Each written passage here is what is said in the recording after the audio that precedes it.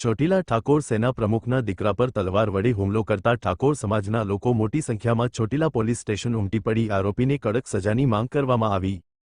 ગુજરાત ઠાકોર સેના ચોટીલા પ્રમુખ હેમંતભાઈ સુરેલાના દીકરા પર બુટલેગરે ઘાતક હથિયારો વડે હુમલો કર્યો।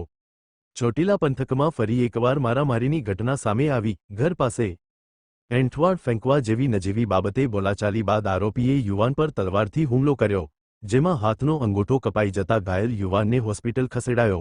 ઘાયલ યુવાનનો પરિવાર અને ઠાકોર સમાજના આગેવાનો પ્રાંત કચેરી તથા પોલીસ સ્ટેશન ખાતે રજૂઆત કરવા દોડી ગયા હતા। મફતિયાપરામાં રહેતા બિપિન ચૌહાણે અજયભાઈ સુરેલા પર તલવારથી હુમલો કરતા તલવારનો ઘા હાથ પર વાગતા ઇજાગ્રસ્તને વધુ સારવાર માટે રાજકોટ હોસ્પિટલમાં ખસેડવામાં આવ્યો। અહેવાલ જગદીશસિંહ ઝાલા, ચોટીલા। સુરેલા અજયભાઈ હિંમતભાઈ મફતિયાપરા નંબર 1 માં રહેવી છીએ।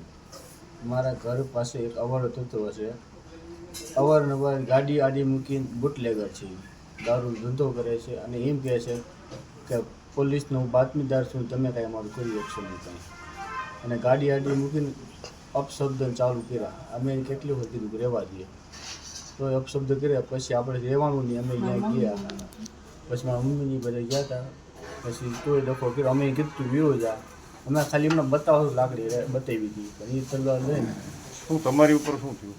મારી ઉપર તલવારનો હુમલો કર્યો હતો। ક્યાં હુમલો કર્યો? આ જમણા હાથ ઉપર અંગૂઠો કપાઈ ગયું છે।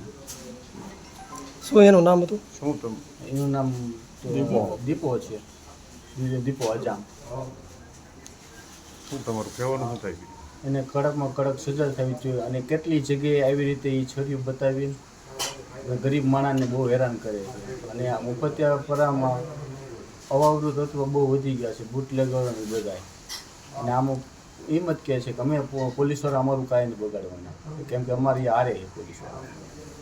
અગાઉના ગુનામાં સંડોવાયેલો હોય વ્યક્તિ? આ એ કેટલાય ગુનામાં સંડોવાયેલો છે। ગરીબ માણસ આગળ ન જઈએ કે બિચારા દબાઈને કાંઈ નથી કરતા,